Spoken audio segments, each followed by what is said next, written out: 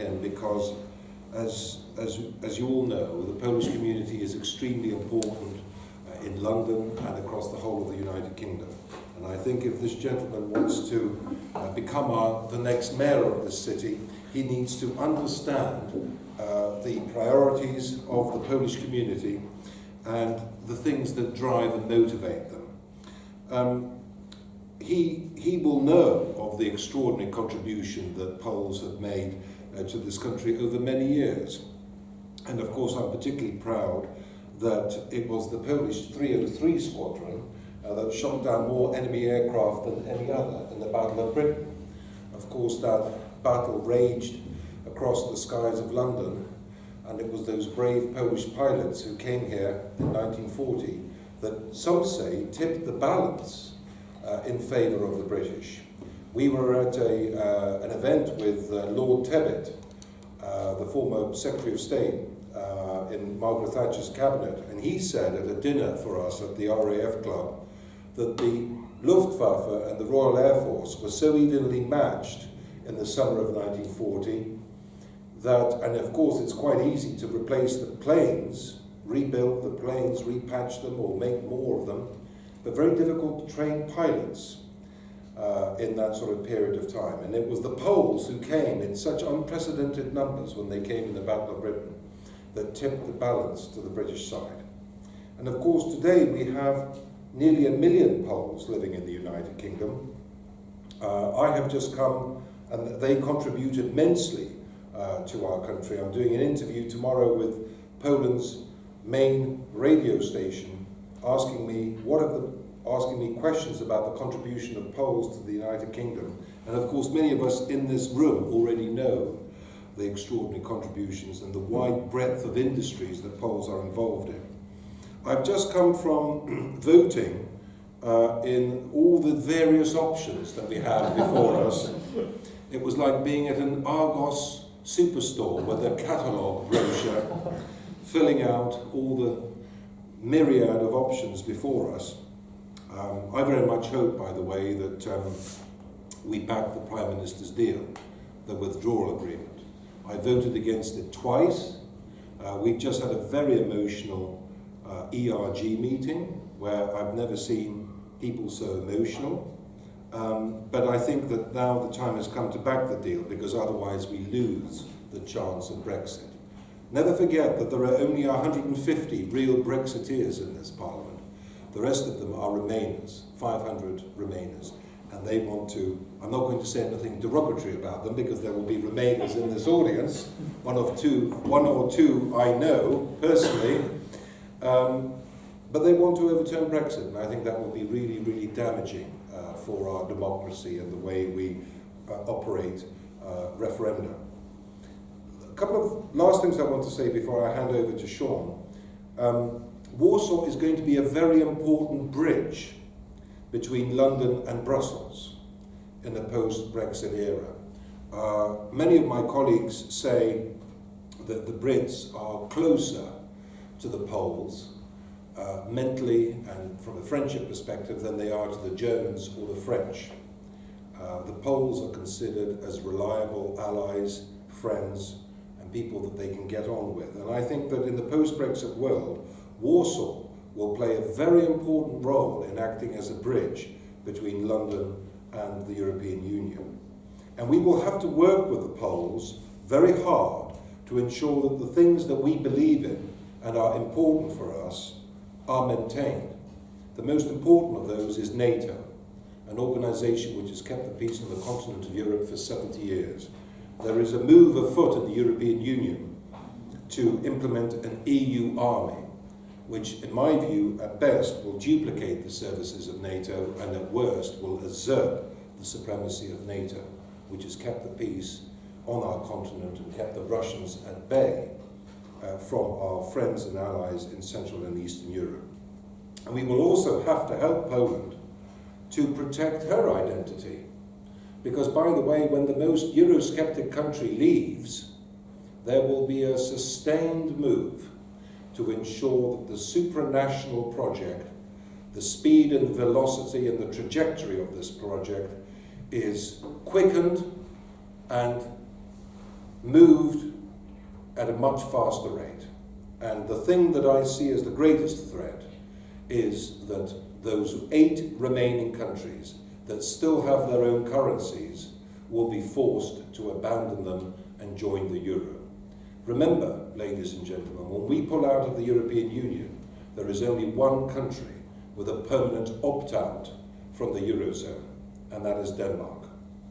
All the other countries are contractually obliged by treaty to abandon their currencies and adopt the eurozone. Sweden, Poland, Czech Republic, Slovakia, Hungary, Romania, Croatia and Bulgaria. And I think you'll find that in many of these countries, that in all the recent opinion polls, there is an overwhelming sense that they want to retain their currency and they don't want to adopt the euro. Lastly, I would say that Sadiq Khan, in my view, has not been a great success as Mayor of London. And I think that he will try to lay the blame on some of the problems in London at the foot of the Conservative government, playing party politics, whether it's issues to do with knife crime, soaring rates of violence on our streets in London, and many other problems that we face in this city. And that's why it's so important with the relevance of this job and the power that the mayor has and the extraordinary influence that he has as to how the city is governed and policed. It is very, very important that you have this chance to engage with Mr. Bailey to find out what his policies are. I'm extremely grateful to you, sir, that you've taken the time to come and see us in the House of Commons. I know that you have campaigned very assiduously for the Conservative Party for many years, in fact standing for Parliament yourself. Twice.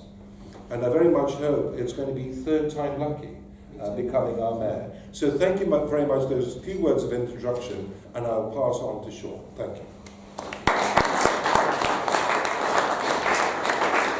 First of all, thank you, Daniel, for having me along. It's really a pleasure to come. It wasn't a chore at all. I really look forward to speaking to you.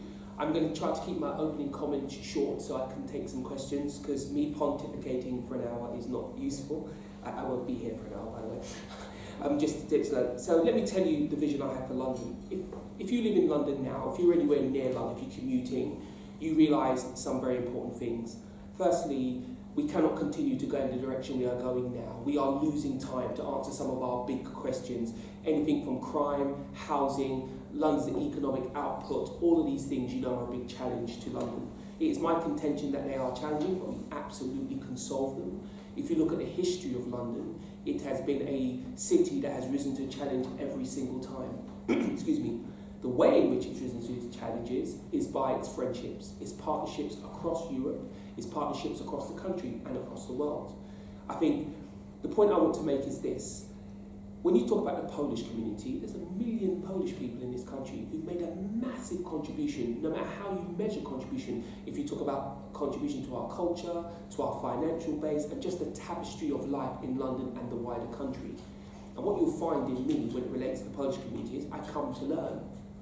I am not a native-born Polish person, but I'd like to be, to the point where I'm going to Poland next month for the first time, because I think if you want to learn about people, seeing where they came from, seeing their traditions are very important as well. So I'm really excited to go to Poland and learn and have that be part of my learning. But the first thing I'd like to say is that the state of politics in London, the political debate is very polarised. I am not particularly interested in party politics. I'm interested in solving London's problems. And the reason I start there is because I believe when you talk about the rights of European citizens and how they've been spoken about in London, there's been a lot of fear generated. People are trying to use your community and other communities, such as my own community. My parents happen to be Jamaican, and I come from the Windrush, my grandparents did. Where they're trying to use our community, our relationships, and some of the worries we have to terrify us into supporting the left. Let's be clear. When the Prime Minister went to Poland, she talked about 100 years of history of working together with Polish people. Not just about the Second World War, she talked about the First World War and all the good things we've done together, economic development, cultural development, all of those kind of things. That's where I am on our relationship. So the idea that we are trying to punish European citizens, use them as a bargaining chip is entirely wrong. And if you see what's been said by the PM and the party in general, is we'll guarantee the rights of Polish citizens and any other European citizens. And I plead with you to go back to your community, as I am in my own, and reiterate those words, because people are trying to terrify our communities into supporting them politically. Now, for some people in parts of our respective communities, that will work. They will feel afraid, or they will feel angry. And I think it's very important for us, and me in particular, to tell people the truth of the matter. Our Polish community here are important beyond doubt. You don't need me to say that. You know this to be a fact. You are from that community. You've heard many other politicians say that. That is a fact. That is an absolute fact, and I hope that you take that feeling and that message back to your community, please, on my behalf. If I was to move on and talk particularly about London. Don't worry, that's sitting suspended. I would say this, let's wait for the bell to finish.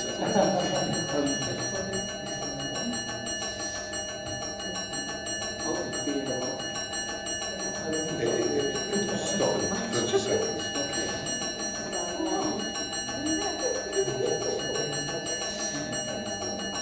Trying to get MPs out the bar.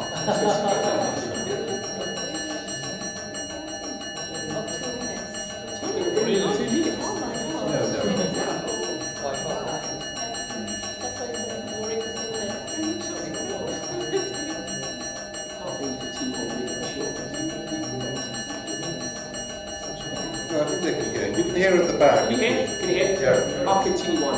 Let me break down London's challenges and also the sunny future we can have into three and a half topics I'll break it down to. On the doorstep, the number one issue is certainly crime, 100%. And again, I'm not interested in the blame game. I'm not interested in who did this cut, who did that cut, why have we got this money. I'm interested in results. I'm interested in a zero tolerance approach to crime. I'm interested in more bobbies on the beat. I'm interested in more detectives to catch criminals. I'm interested in detectives to also push down on organised crime, which is really pushing things along in London. I'm also interested in how do we provide benefits to young people, opportunities, access. And when I say young people, I mean anybody of working age, to make sure that those communities are not poor, that they prosper, that they succeed along with London as well. There's many parts of London that don't succeed at the same rate that the bigger picture is. London's a very successful place. There's many communities that are separate from that success. I'm trying to make sure they're in contact with that, because that's an important part of pushing crime down in the medium to long term. But right here, right now, it's about a short-term response, which means more bobbies on the beat, it means more detectives, it means better use of technology. That's what we need here in London now. Having a poor reputation around crime does two very important things. It means our children are literally dying on the street. Literally. We have to turn that around. And secondly, it's affecting our international reputation. It affects anything from tourism to investment money. We have to push down it. For me, London is often spoken about as a sort of financial powerhouse, and of course it is, but also it's home. It's home to over 8 million people, and you need a home that is comfortable and safe. And that's why I'll be focusing on crime, to make sure we get rid of it. If we talk about housing, I think for years now we've tinkered around the edges. The entire political class has failed in housing, and it's become a bit of a political football. I will be giving a very radical solution to housing. I'll be using all the planning powers of the mayor.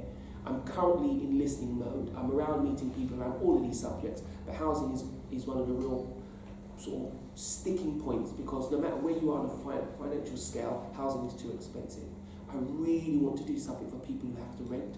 Generation rent is growing at quite a pace, more so than it ever has done before. I want to do something about buying as well, because as a Conservative, I like the idea of owning my own little, patch of the country, and I think lots of people do too. When you poll people, that's what they're after, and I want to push for that as well. So it means providing the broadest sweep of housing for everybody involved, not just full market rate or just social housing. You need to provide everything in between, because there's many people who won't be able to pay full market rent, and many people are not eligible for social housing, so they need to be housed as well. When you talk about transport, unfortunately, TfL's finances are in a horrific condition, and many of the decisions made by our current Mayor Khan have compounded that. Now, it would be wrong for me to suggest we'll be waving a magic wand and that will be dealt with. It's going to take years to put that straight. It's going to take more money from government. And I will take the government on this. There's things the government can and should do to support us to fix TfL. Because of course, London is a vital part, the single biggest part of the UK economy. Transport's a very important part of that. We have to make that work. And of course, there's a social aspect of transport as well. Many disabled people, many low-income people need public transport to move around. And that's before you get into the commuters and all the rest of the benefit there. So I'll be addressing transport in a very, very focused way, particularly as I think transport, housing and the environment are intimately linked. There's many parts of London now, because we've messed up TfL's finances, Mayor Khan has, it means that we won't be able to develop them for housing. And we really need to do something so that we can open up those parcels of land for housing in London to lower the cost of housing for everybody in London. And lastly, before I take questions, I'll talk about the environment. The built environment in London, the living environment in London is particularly important to me, because there's no point living in the place if it's awful. We live here, we play here, we work here. We need to make the air clean, we need to make sure there's green space to operate in. And the way to do that is to understand we need to provide viable alternatives to car ownership, we need to do viable alternatives to driving around, but also need to let people own a car where they need to. And wherever possible, we ask people to own the cleanest technology possible. That means a different type of infrastructure provided. It means removing the ridiculous idea that we should have an expanded ULEZ. To be clear, the central ULEZ zone was a conservative idea. It's a good idea. The air quality within that zone is terrible and it needs clearing up. Over 90% of the extended zone doesn't have an air quality problem. So to give people a tax for that, I think is wrong. If you believe in the polluter pays, well, they don't pollute, so why are they paying? It's a suburban driving tax, nothing else. And I believe the mayor's doing that because he's made such a hash of the finances. Ironically, it won't address anything significant financially and it won't address air quality. I believe there's better ways to do that, and I will be doing that as well. But I'll end on this point. In London and in the country, the Conservative Party have been fighting Labour's version of our history. Many things are said about the Conservative Party. Many things have been said about me as an individual that are simply not true. And the reason they've gone down that personal attack route is because they are frightened, deadly frightened, about actually talking about policy, actually talking about politics. That's what we need to do. This isn't about Sadiq, man. I admire Sadiq, he's a mayor of London, he's a very ambitious man, good luck to him. But his record is poor. His record is poor, and we're after his record. We're not after Sadiq the man. So I'll be running a positive campaign, showing a clear, positive, conservative alternative to, in what my mind is the mess we have now. Because remember this, we cannot keep going in the direction we are currently going. That will not work for London, it will not work for Londoners. It's very vital we change that direction around. When I talk about the Polish community in particular, I have an ask that you pour as much energy as you can into my campaign, into the relationship I'm trying to build. My contention with any community that I'm not part of is I'd like to be part of. Teach me, I'm here to learn. I don't pretend to be an expert. I want to learn so I can help represent your community on any stage that I happen to be. And secondly, please, please, please, please, please go back to your community and assure them that nobody's trying to be rid of them. The Polish community are important to this country, they're very important to London. Leaving the EU is not leaving Europe. We're still trying to keep friends, grow friends, tighter friends in the future. Daniel made the point that we will need Poland as a bridge into the future, and I think he's correct. And the last thing I'll say is this. Whatever the stresses we have in London, we have the ability to beat them all. Communities like yours and mine, full of vibrancy, full of good ideas, full of business people, full of artists, full of everything. We can make this happen. We mustn't talk the country down. We mustn't talk London down. We must give our children hope for the future. And as adults, we must provide that hope. I really believe I can do that. I really believe we can do that. And I look forward to working with the Polish community and anybody else who will help. Thank you.